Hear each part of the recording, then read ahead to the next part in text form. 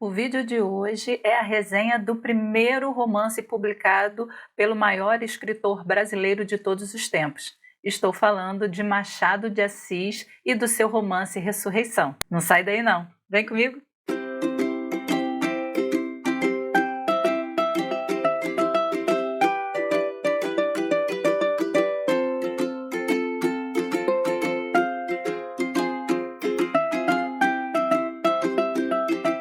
Oi, para quem não me conhece, meu nome é Andréia Abreu e este é o meu canal, onde eu compartilho os meus livros, as minhas experiências de leitura e tudo o que tem a ver com esse universo. Seja muito bem-vindo!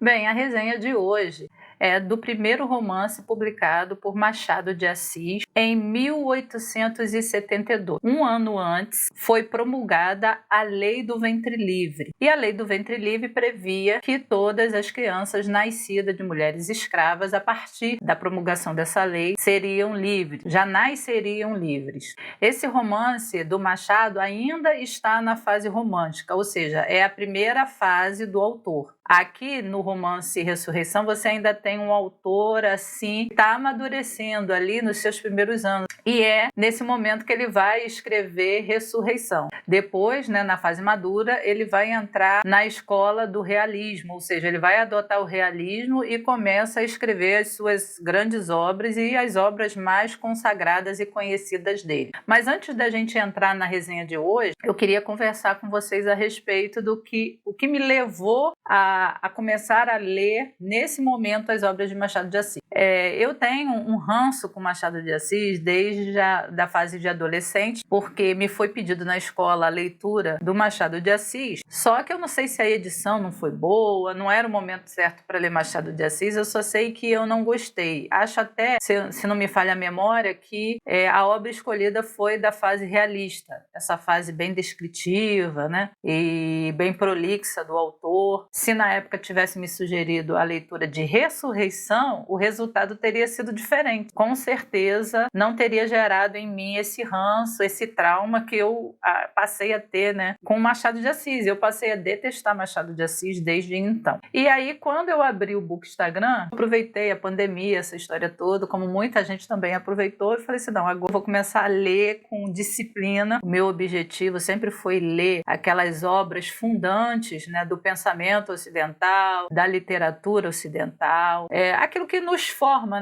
enquanto sociedade. E aí eu falei assim, não, eu vou começar pelos clássicos. Não que eu não leia outras coisas, que eu não leio um ou outro contemporâneo. Recentemente eu li Alberto Mangel, que eu gosto bastante, mas o meu foco realmente é ler essas obras. E eu não podia ler obras clássicas sem também ler as obras clássicas da literatura brasileira. E aí chegamos a essa encruzilhada. Entre essas obras clássicas está no topo, um dos autores que está no topo é Machado de Assis, A importância de Machado de Assis dentro da literatura nacional é tremenda. Eu já sabia que eu ia ter que em algum momento colocar Machado de Assis, o temido Machado de Assis, na minha lista de leitura. E aí uma das integrantes desse grupo disse para mim, para todo mundo no grupo, que ia ter uma leitura coletiva de um outro perfil no Instagram de livros chamado Lido Lendo, da Isa Vic, que ia começar no início de janeiro de 2022 e a leitura seria em ordem cronológica, ou seja, começaríamos pelas obras da fase romântica e leríamos todos os romances já publicados de Machado de Assis. Aí eu pensei, quem sabe agora eu vou aproveitar essa leitura aí coletiva e vou começar a ler Machado de Assis em ordem cronológica. Não vou direto nas obras realistas, vou começar pela fase romântica,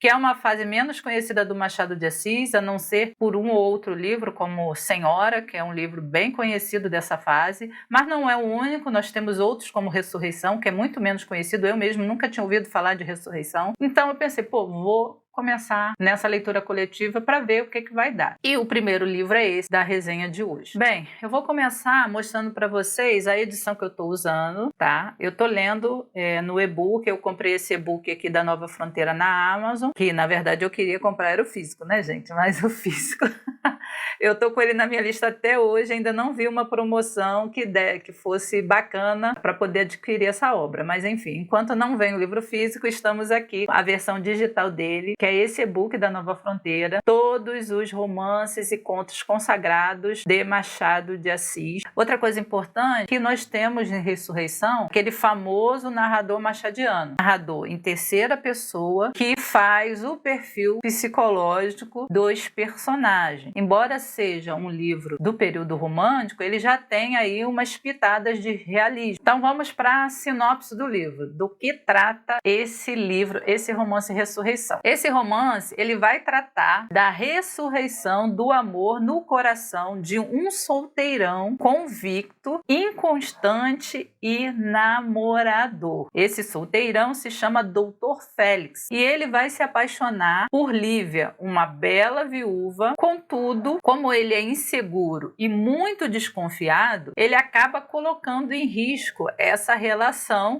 que ele começa a construir com essa viúva. Que o primeiro, por óbvio, tem que ser o personagem principal, que é o Félix. Então, quem é o Félix? O Félix é um homem de 36 anos, médico e herdeiro. Ele recebe, em determinado momento da vida, a herança de um parente. Ele é um solteiro convicto. E o livro vai nos informar que ele é fraco e volúvel. Olha só esses ingredientes aí da personalidade de Félix. Depois nós temos a Lívia, que é a personagem feminina principal, que tem 24 anos, é viúva, uma mulher lindíssima. Já imaginou, gente, você ficar viúva aos 24? Meu Deus, muito nova. E recém-chegada ao Rio de Janeiro, de Minas Gerais, aonde ela morava até a morte do marido. Uma outra coisa interessante é que a Lívia também é herdeira, não só da sua mãe, como também do seu marido. Além do casal principal da trama, nós temos o Viana, que é irmão da Lívia, que tem 40 anos. O livro nos informa que ele é uma pessoa pacata, mas tem mania de libertino. E é herdeiro também da mãe. Depois nós temos o Dr. Menezes, que para mim, gente, o Dr. Menezes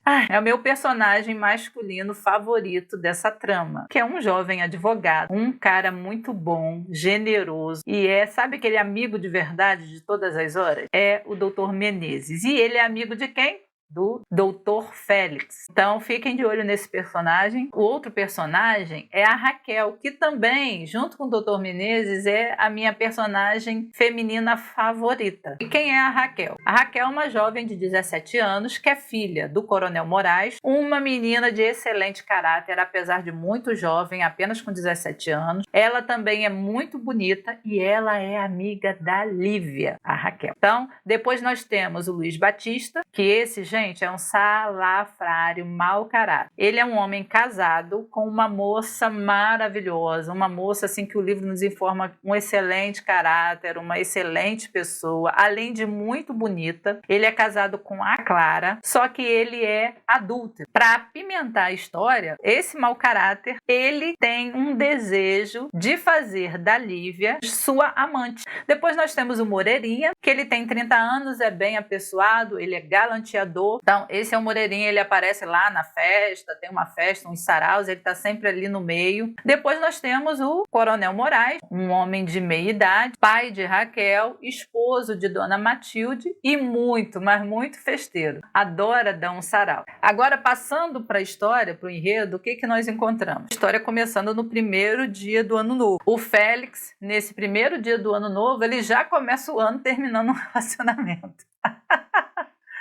Isso é incrível. Ele não deixa nem passar assim um tempo, né? Tinha que terminar o relacionamento justamente no dia de ano, gente. A amante dele, chamada Cecília, recebe essa triste notícia porque ela não esperava que ele fosse terminar com ela. É lógico que esse tipo de cara, ele ilude você de uma forma que faz você acreditar que você é a mulher mais amada do mundo. Então, jamais você imagina que ele quer terminar. E aí ele termina com a Cecília, assim, no primeiro dia do ano. Já começa o ano zerando os relacionamentos. E o autor vai nos informando, a partir desse momento, algumas características, né, que eu queria até aqui ler para vocês. 36 anos, idade em que muitos já são pais de família e alguns homens de estado. Aquele, o Félix, era apenas um rapaz vadio e desambicioso. E aí continua, o narrador vai nos informar a respeito dos aspectos, né, de como era a aparência do Félix. Ele vai dizer, não direi que fosse bonito, Então o Félix não era bonito, mas ele tinha uma presença e tinha até umas feições corretas, era muito simpático. Inclusive, essa simpatia que o narrador nos apresenta faz com que ele seja extremamente querido, né? Apesar desse caráter dele volúvel com as mulheres, ele era um cara muito querido e inclusive era considerado um bom partido pelas famílias, o que é meio assim surpreendente. Como é que você acha que um cara desse é um excelente candidato para sua filha se ele vive de 6 em 6 meses trocando de mulher? Uma coisa que eu não falei, mas que é interessante, é que o próprio Félix diz que o amor para ele é um idílio de apenas 6 meses. Então, até o prazo de 6 meses, ele termina com esta mulher. E ele mesmo diz que ele é um coração defeituoso. Então, ele é um coração... Olha, ele mesmo dizendo a respeito de si, que ele é um solteirão convicto, que o amor para ele é um idílio de um semestre. E, apesar de tudo isso, ele é considerado pelas famílias da sociedade um excelente partido e tá lá todas as moçoilas querendo fisgar o Félix. Talvez muito mais pela questão financeira, por ele ser herdeiro e já estar com a vida organizada, do que em razão do caráter, né? Porque se você for levar em consideração só o caráter do Félix e a sua postura, você não pode de maneira nenhuma dizer que ele é um excelente candidato para um casamento. Sabia se vestir muito bem. Além disso, tinha a simpatia para se somar, era um excelente papo. Então, tudo isso fazia com que ele fosse uma pessoa sedutora aos olhos das meninas, né, das moças daquela época. Aí ele continua, essa parte aqui eu ri pra caramba. Diz assim: 2 faces tinham o seu caráter único. Aí depois nós temos a parte onde eu falo para vocês que o próprio Félix vai falar a respeito dele. Eu tenho a infelicidade de não compreender a felicidade. Sou um coração defeituoso, um espírito vesgo, uma alma insípida, que ele é capaz da fidelidade, mas é incapaz da constância. Para o meu coração, 1 ano é a eternidade. Ou seja, na verdade, o que o Félix sentia por essas mulheres nunca foi amor, né? Porque o amor não acaba em 6 meses, né? O amor é duradouro. E aí, nesse mesmo dia, nós temos o Félix em casa, já perto da hora do almoço, e aí ele recebe uma visita de um outro personagem, que é o Viana. O Viana vai à casa de Félix com a missão de convidá-lo para o sarau que o Coronel Moraes ia dar naquele dia mais tarde. E ele vai com essa missão, inclusive, de não aceitar um não como resposta. E aí, conversa vai, conversa vem. A princípio, o Félix não tem nenhuma intenção de aceitar. Ele tinha outras programações muito mais interessantes, o livro não informa quais eram. Lá pelas tantas, o Viana lança mais um argumento para tentar convencê-lo e começa a falar da irmã dele, que veio de Minas e está no Rio de Janeiro, que é a Lívia. Então ele começa a falar com o Félix que a Lívia, ultimamente, tem falado muito no Félix. E a ponto do Viana perguntar para ela se ela conhecia o Félix, porque ela só estava falando dele. Você conhece ele pessoalmente e tal? E ela diz que não, conhecer mesmo não tinham se conhecido. E ele pergunta para o Félix e o Félix confirma que, de fato, realmente ele não se lembra de ter sido apresentado, assim, de conhecer a Lívia. Essa atitude do Viana de fazer esse comentário, né, desperta o interesse em Félix. Então, o Viana também é essa pessoa que ele gosta muito de se fazer amigo de todo mundo, ele gosta muito de se impor. Sabe aquela pessoa que no primeiro dia que é apresentada a você já te chama de amigo? O livro diz, inclusive, que Félix não o considerava como amigo. Mas lá estava Viana, no dia de ano, no horário do almoço, a hora mais inconveniente para você chegar sem ser anunciado, sem ser convidado, na casa do Félix. Mas enfim, então ele começa a falar a respeito da irmã e aí o Félix, como é um namorador inveterado, ele fica curioso. E aí é a curiosidade que leva, assim, na minha percepção da história, foi a curiosidade que levou ele até o sarau. Então ele desiste do que ele ia fazer naquele dia, justamente para poder ir ao bendito sarau. Então, ao chegar lá nesse sarau, ele é muito bem recebido, como eu já disse, ele é aquela pessoa que sabe conquistar todo mundo pela simpatia. Todo mundo acha assim, a festa só tem graça quando ele chega, porque ele é engraçado, ele é simpático, ele conversa com todo mundo. Então é aquela pessoa que movimenta a festa. E Félix chega no sarau e aí ele avista a Lívia dançando com o safado do Luiz Batista. E aí, para disfarçar, ele tira a jovem filha do Coronel Moraes e da Dona Matilde para dançar. Mas durante a dança, sim, você percebe que ele considera a Raquel uma menina, né, uma criança praticamente, mal saída da adolescência. Entretanto, ele não deixa de reparar na beleza dela. E aí ele sai dançando com a Raquel pelo salão. Ela tá lá dançando e ele tá ali em volta só reparando na viuvinha, só observando ela de longe. Até que no final da festa, quando ele já está indo embora, já conversando ali na porta, se despedindo do Coronel Moraes, chega a Lívia saindo com o irmão Viana. E aí eles são apresentados e aí começa uma amizade. E aos poucos na história você vai vendo que o Félix, né, através dessa amizade, né, e das conversas que eles vão tendo depois desse dia do sarau do Coronel Moraes, principalmente o Félix vai se apaixonando pela viúva.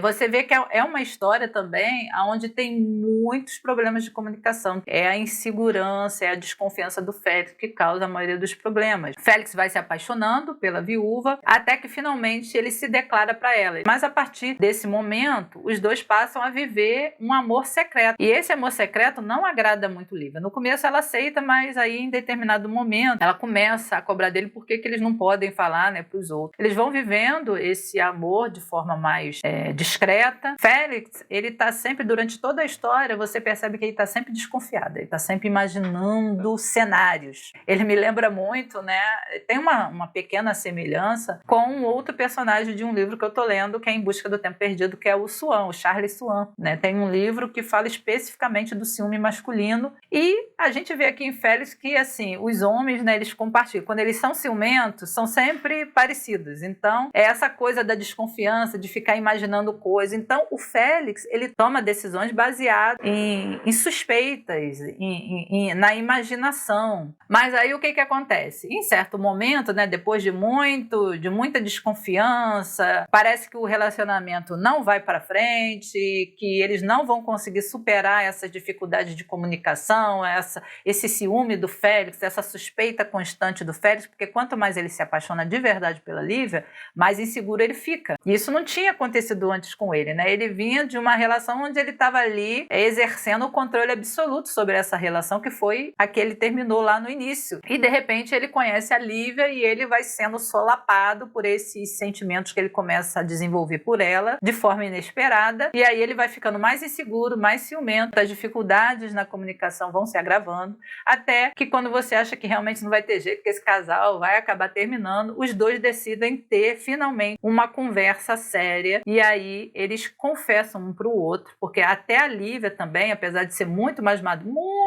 madura do que o Félix, ela também tem marcas que a vida deixou, marcas emocionais. Nós somos o fruto de tudo que nós vivemos e essas experiências vão deixando marcas que vão ficando na gente e vão fazendo a gente reagir bem ou mal, dependendo da situação. E aí os dois conversam e cada um confessa a sua dificuldade para o outro. O Félix fala justamente, confessa que ele tem dificuldades em acreditar na sinceridade das pessoas, que ele tem dificuldades em confiar nas pessoas, e a Lívia relata que o casamento dela, apesar de ter começado com os dois se amando muito, ou seja, ela se casou amando o marido a amava, a correspondia, ao longo do casamento, ele foi deixando de amar a Lívia, e ela foi muito afetada por isso. Então os dois, cada um conta as suas dificuldades para entrarem num novo relacionamento. A partir do momento que ela começa a entender por que ele é daquele jeito, ela começa a querer dar uma de salvadora da pátria, né? Mulher adora, elas acham que elas vão salvar os caras. E o título do livro é justamente sobre isso, né? Como eu disse lá na sinopse, é a ressurreição de um amor, né? De um coração que não ama mais, que é o do Félix. E o próprio Félix diz que esse relacionamento começou a renovar e fazer ressurgir nele o amor. Ela acaba acreditando que o amor dela é bastante para recuperar um espírito vesgo. Ele mesmo diz que ele é um espírito vesgo. Então, a partir dessa conversa, ela renova as esperanças e aí eles partem todos dois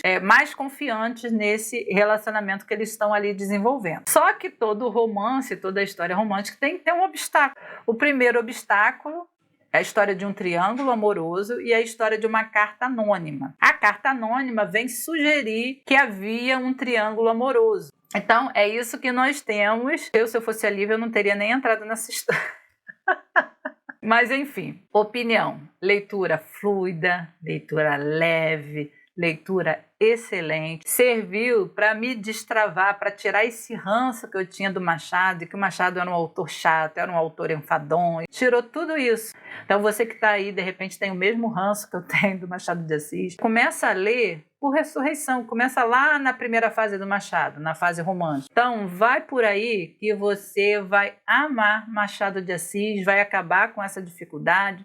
Depois você vai chegar nas obras mais difíceis, mas aí você não tem mais o ranço e aí vai ser muito mais fácil. Então, a minha nota para esse livro, nota 3, porque é o primeiro livro do Machado, ele ainda está desenvolvendo, ainda está amadurecendo. A história é boa, mas não é uma história sensacional, mas é um livro muito bem escrito. Machado é sensacional na escrita, mas a gente também não pode esquecer que é o primeiro livro. Recomendo fortemente a leitura em ordem cronológica para todo mundo que tem ranço do Machado. Começa lá nas obras mais fáceis, começa por aí e vem acompanhando o desenvolvimento do Machado como escritor. E eu tenho certeza que você vai destravar sua leitura do Machado, você vai acabar gostando, e quem sabe o Machado vai se tornar o seu autor favorito dentro da literatura brasileira. Vou ficando por aqui, vou pedir, como sempre, para você, se ainda não se inscreveu no canal, por que você ainda não se inscreveu? Me dá a honra de se inscrever aqui no canal. Se você não é inscrito, se inscreva, apoie o trabalho de quem está começando, aproveite para curtir esse vídeo se você gostou, deixa aí seu comentário. Não esquece de ativar o sininho das notificações para você continuar acompanhando essa série. Eu vou fazer uma série, então esse é o primeiro, mas virão os outros e aí eu vou deixar isso separado. Então vou ficando por aqui e até o próximo vídeo. Tchau!